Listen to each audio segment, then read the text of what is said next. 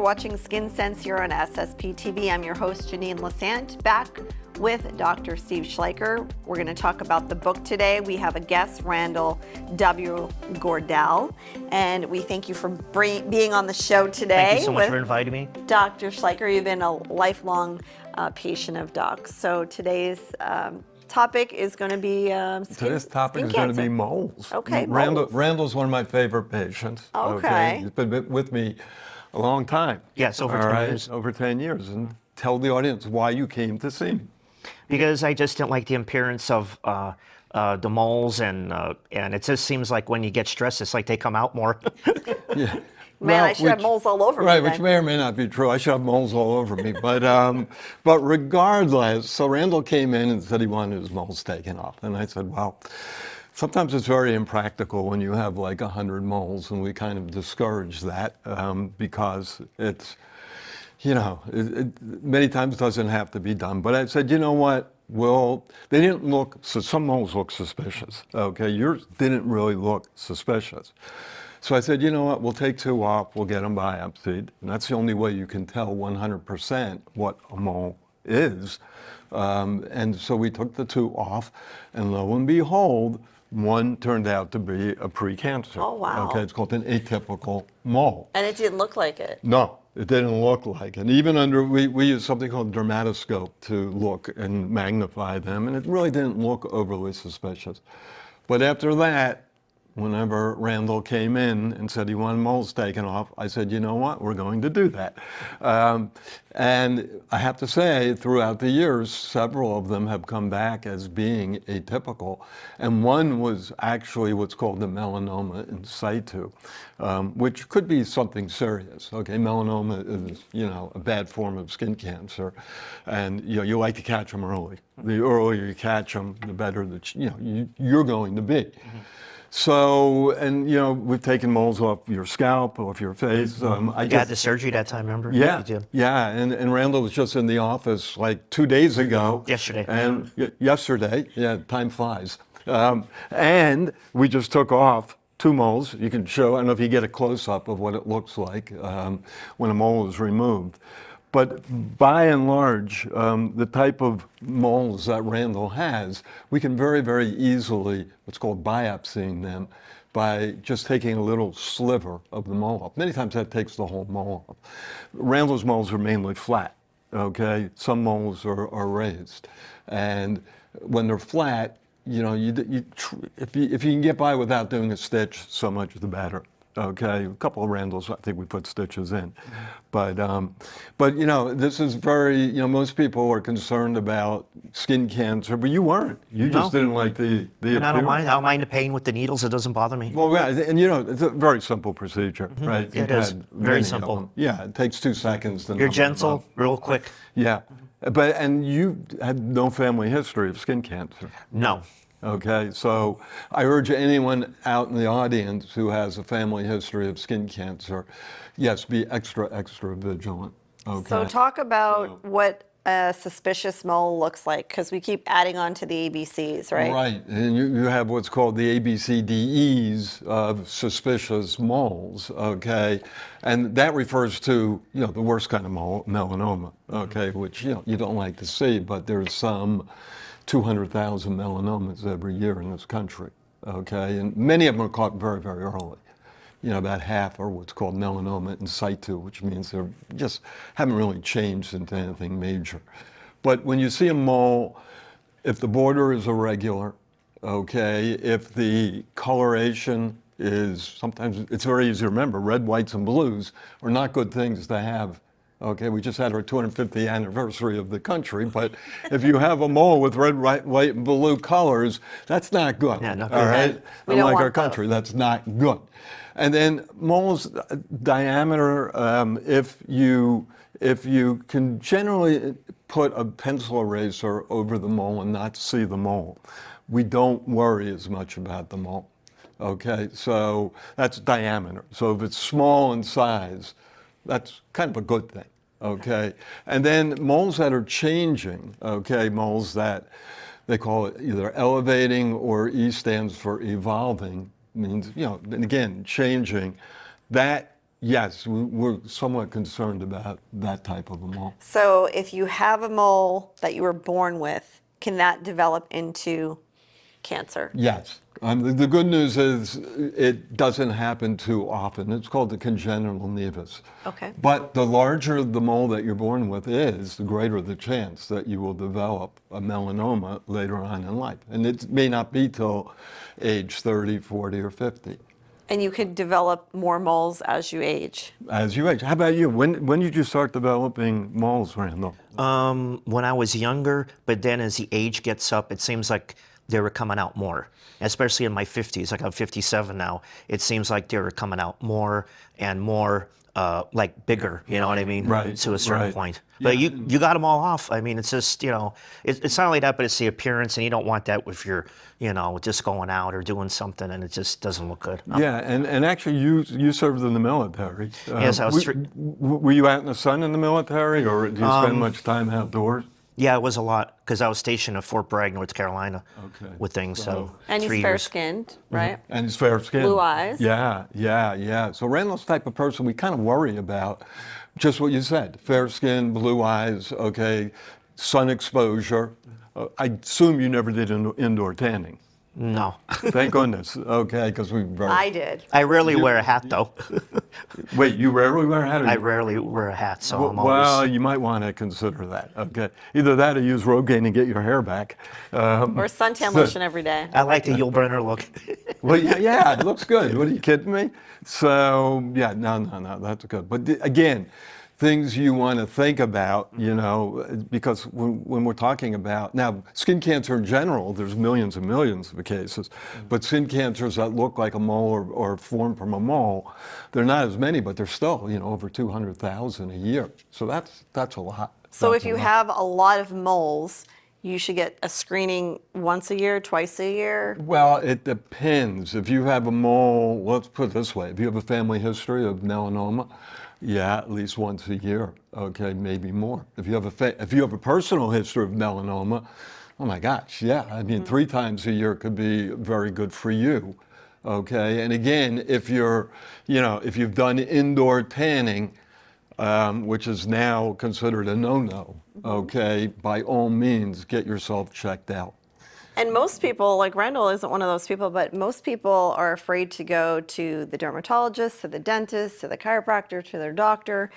One, because of cost, people look at that right now. And 2, they're afraid of needles. And 3, they're afraid of what the doctor's going to find, right? Or they could be afraid of the dermatologist. Or they're afraid of the doctor. Yeah, that's understandable. But They should be afraid to come outside, like so scared.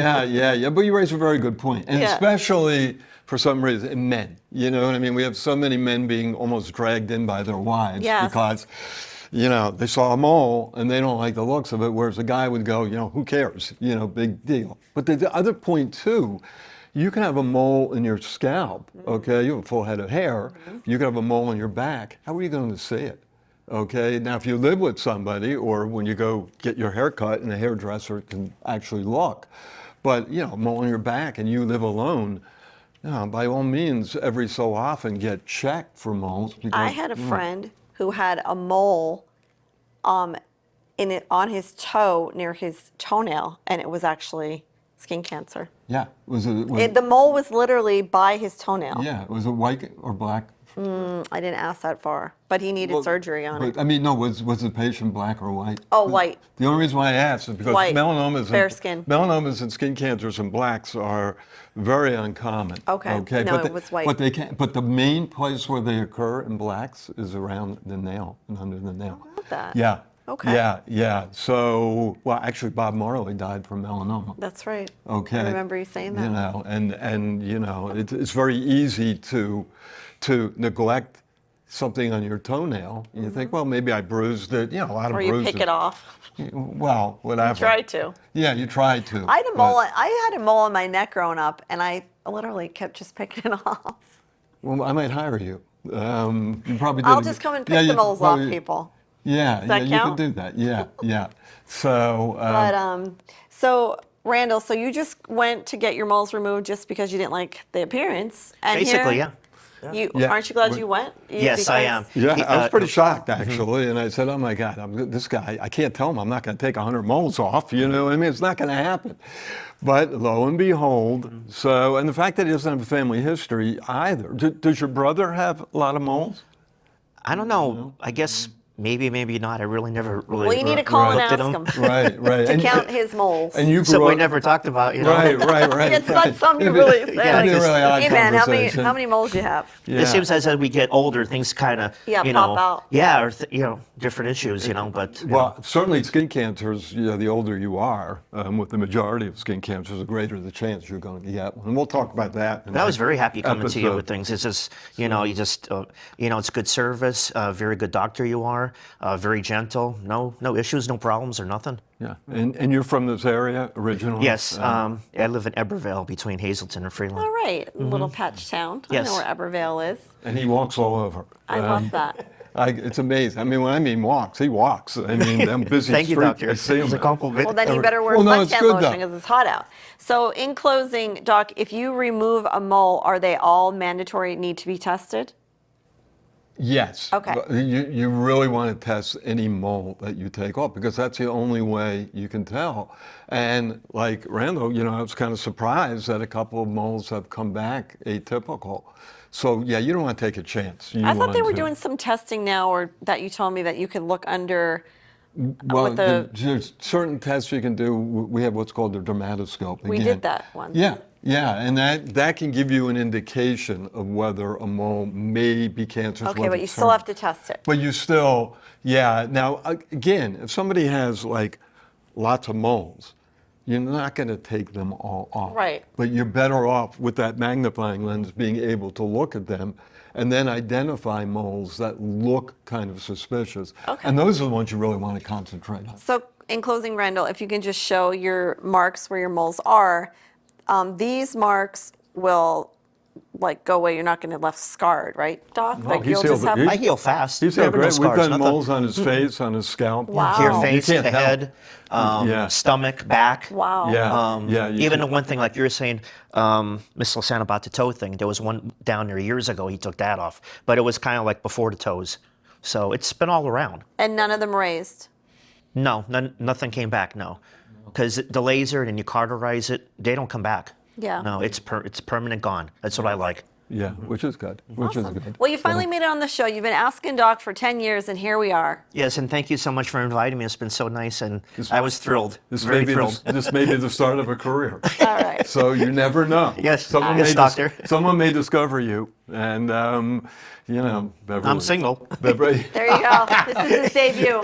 Doc is single too. Just Yeah, so that everyone makes- knows if you're looking for That a makes so much. single, But I single don't. man. I don't know. Advertise that, but yeah, whatever. All right. Well, thank you. Coming up next, Doc. Thank What's you. our next topic? We're gonna Next talk up, we're about- going to talk about skin cancer. All right. Different types of skin cancer. All right. So yeah. Stay with us here on SSP TV.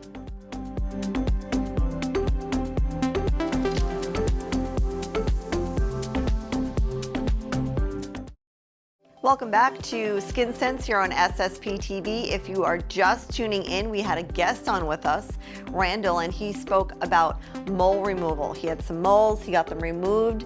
Some of them were tested for pre-cancer, so it's lucky that he did get He this. actually had one evolving into a cancer. Okay, so At least that's- one. Yeah. If you have a lot of Yeah. moles or a mole that is changing color, looks off, is red, white, or blue, that's the time you should really get it checked. So don't ignore it. Don't ignore what is the doctor going to say.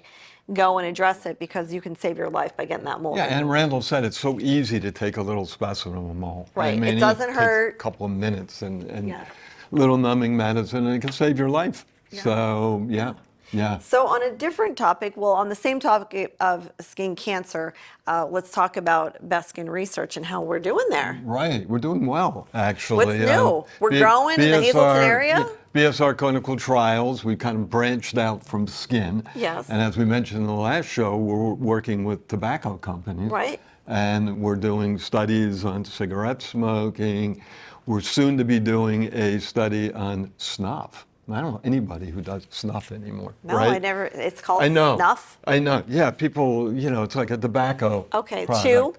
Kind of, yeah. call it chew. Yeah, Is snuff yeah. the It's kind same of like thing? chews, and you can put it in your lips. Okay. I'm like, I don't, but whatever. We're going to be doing a study about it, and it's actually a tobacco product. Okay. The study we're doing now is a pouch study, which doesn't have tobacco. It has nicotine.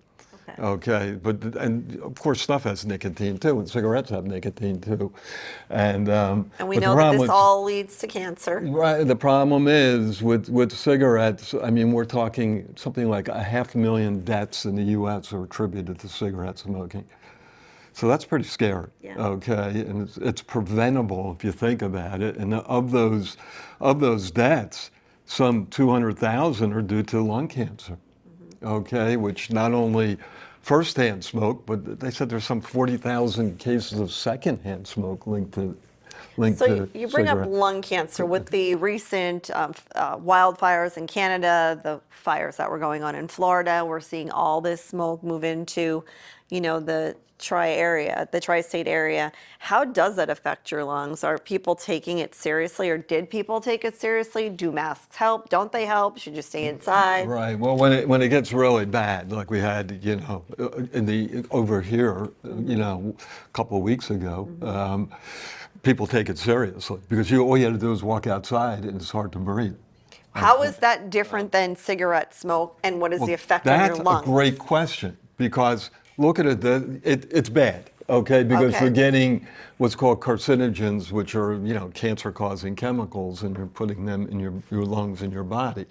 But look at it this way: suppose you're a cigarette smoker, and then you're also getting smoke from these fires. Wow. I mean, in essence, you're kind of killing yourself. So why wasn't there Yeah. a state of emergency then with something like that? Is this something that is it emergency with the smog or with the fires? with the fires, you would think Well- there wasn't a forceful, you need to stay inside. It was almost take precaution. There were events still being held outside that there were events that were packed over the course of the time. It got so bad that in Washington, D.C., they were recommending using the cloth masks are kind of useless against that Right. smoke. I was going to say, So you how have- is that protecting you from? It doesn't really protect you. You have to use what's called an N95 mask, which Okay, looks kind of yes. funny walking around in We public. used those during COVID, though. Yeah. Okay. Yeah. So, but cancer in general, and of course, I deal mainly with skin cancer. Right. And skin cancers, we have an epidemic in this country, okay? And we talked a little bit about melanoma with our previous guest, Randall. And that's kind of like a mole that changes into a skin cancer. But there's many, many other types of skin cancer, okay? The two main types, one's called the basal cell cancer, and the other one's called the squamous cell. All right, now basal cell skin cancers, I'm sure a lot of our audience out there has had them. There's some, 3.5 million new cases diagnosed every year in this country. That's a lot. I mean, the good thing about a basal cell skin cancer is that it's not real serious unless it occurs, say, by your eye, okay, or by, somewhere like maybe your ear where it's more difficult to take out. Okay, but they very rarely spread. The thing you worry about cancer is, number one, is it just going to grow and cause this defect, which will happen if you neglect it, or number two, is it going to spread to your lymph nodes, okay, to your lungs, to your brain. But again, with basal cells, that's extraordinarily rare. But they will grow. They will grow. In your latest edition, I forget what edition the book was, because we gave the book to Randall, Right. of Skin Sense. It's a very easy read, but in one of the chapters, you talk about skin Yes, cancer. different forms. Yes. Different And that- forms, and the how thing- to detect it. Yeah, and the thing with a basal cell can start off as a little pimple. And I've had so many patients say, oh, I got this little pimple okay, which isn't really a pimple, it's a skin cancer. Can tags, if people have like those little tags on their skin, are they benign? They're very benign. Okay, so They're they very, don't very turn benign. into cancer. And tags are usually in your neck Yeah. and, in your groin and on your arm. And Okay. those are very uncommon places for skin cancer to happen. Most common Okay. places for skin cancer. Well, most common places Your are limbs, right? Well, where your sun exposed, okay, in your face, okay, and another type of skin cancer called squamous cell carcinoma, which is directly related to sun, can occur, on the back of your hands, okay, and in your arms. So areas, golfers or kids, growing up. A lot of times you don't think of sun protection. You don't think of wearing No. long sleeve shirts. And you're thinking of the fun part of what you're Yeah. doing. You're Yeah. not thinking you're going golfing. You're going Yeah. for a walk with your mom or your friends. You're going, I don't know, out to eat and you want to sit outside. You're not thinking, oh, I should have sunscreen on. Yeah, But anytime you're in the sun, you should actually be putting sunscreen on. And again, family history of skin cancer is very important. The fact if you've certainly had one skin cancer, you're much more prone to getting another. Here's maybe a stupid question, but I'll ask it anyway. So if you have a birthmark, could that develop into skin cancer? Like a brown birthmark or a pink birthmark? It can, but Is that rare? it's uncommon. Okay. Yes. But again, as we mentioned earlier, the larger the birthmark, the greater the chance that it may develop into a skin cancer. But by and large, if you have a birthmark, you want to get it checked yearly just to be on the safe side. But most are totally benign and they stay benign. Okay, but again, basal cell carcinomas, you're talking 3.5 million a year. I mean, there's some weeks. Curable though. Yeah, it's if you catch it early, it's certainly Curable curable. is the thing. Yeah. So some people hear cancer and they get very nervous, like, oh, it's cancer.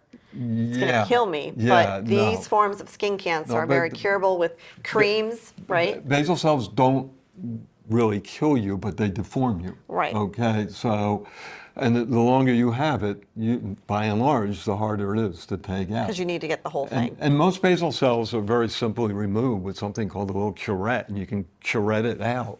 But some basal cells are more advanced, and then you do what's called, surgery or what's called Mohs surgery. Like in our practice, Dr. Cabell does Mohs surgery on more advanced skin cancer. And that's at derm docs. That's a derm docs, correct, correct. So, Okay. So we want to make sure in recapping that if you have these moles, you're getting them checked, especially if you have a lot of moles, if it runs in your family, right? If you have a history yourself of skin cancer, you can get it back. Yeah, I mean, well, it's not get it, but you get a new one. Okay. If it was removed totally, the chance of getting it back would be very, very remote. Okay. Can happen though. Can happen. So Cover your head, wear sunscreen. Talk about sunscreen a little bit, the difference between the SPFs. Is there a difference, and what should people look for in buying a certain sunscreen? Right, so the numbers are important, Okay. So the higher the number, the better protected you are. Okay. You certainly want to start with like a 30, okay? And if you're very fair skinned, prone to burning and whatever, a 50. There's some controversy as to whether anything over a 50 is going to afford more protection. I mean, it does, but Does that mean only apply it like every hour, every? Well, it depends. If you're sweating profusely, okay, if you're in and out of water, you could get sunscreens that are so-called, water resistant. Do the sprays work as good as the creams? Well, we kind of discourage sprays these days because you're inhaling the particles. Okay. So, I would certainly with little kids too, I would not recommend the spray. So a cream base, are there certain brands or are they all kind of the same? Well, I mean, you can go on a couple of sites like Consumer Reports will evaluate sunscreens every year. And, some are very, very expensive. And some are I should say, everything today is expensive. Yes. Okay, with the way inflation is going, so we can't say that. But some are less expensive. And some of the store brands, I think CVS at one time had a very highly rated sunscreen. So you can buy a sunscreen in the supermarket that is just as safe for you and protect you as you would. By and large, well, it's certainly better than using no sunscreen at all. Okay, and again, the higher the number, the better. And people often use not the right amount of sunscreen. Okay. If you take a shot glass, fill it up with sunscreen. That should be the amount you should Wow, use that's a lot for of your sunscreen. body. And it gets expensive. You have a family with Yeah. 3 kids, and you know it's not a cheap endeavor. And there are different types of sunscreens. Okay, there's so-called chemical sunscreens and there's mineral sunscreens. And mineral sunscreens are somewhat considered safer because they have minerals in them as opposed to chemicals that do the actual blocking. It's a little bit controversial right now. And the FDA just finally approved a new sunscreen, which is great. Okay, so it was approved in Europe for like 20 years. Just took a while. What do you do if you're allergic to sunscreen?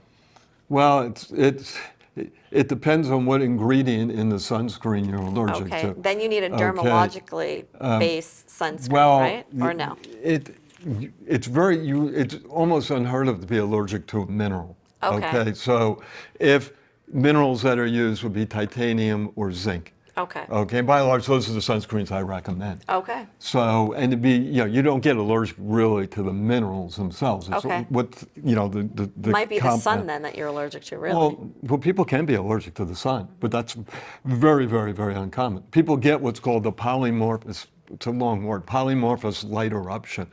At the beginning of every season. Who comes up with these words? I know. At the beginning of every season, as soon as they get exposed to sun, they develop a rash. Yeah. And then it'll go away over time. Okay. But it's very disconcerting. And All right. So BSR, in closing, they're doing their studies on the tobacco right now. Right, We're right. working our way. Where are we at with the process? Do we have our candidates now? Are we doing the testing? yeah, we have about 30 Okay. candidates now doing the pouchless study. Okay. And the purpose of that study is to see if basically going to a pouch as opposed to cigarettes will be effective. Mm-hmm. And it will certainly cut down lung cancer because it's the particles in the smoke that causes lung cancer. I'm excited to follow this journey as we get more advanced and then to see where it is in the next coming years. Yeah, well, we'll keep our audience advised too, because I really want to get people off cigarettes. Okay, and in closing, we have to mention TikTok. Doc has a TikTok, and it's very popular because tell us what you do with the TikTok. Well, I have animal friends. I don't He have has animal I don't friends. have people friends, but I have animal friends. Okay. So he's very happy. Yeah, so I'm very happy that way. Matter of fact, I just fed my deer before I came here. Came running up to me before Are they named? No, I don't name them. So we have deer, we have a raccoon. We have deer, raccoon, we have cats, and Bunny? whatever. A possum comes over every so often. Didn't you teach, who did you teach a high five? I taught a deer how to give high five. I taught a raccoon how to give high five. What's your TikTok? It's Cutisnd, Cutisnd. You got to see this. It gets a lot of views, and it's so cute. It's all animal based. Yeah, it's kind of And they wear their sunscreen too. They're protected. Yeah, they're protected.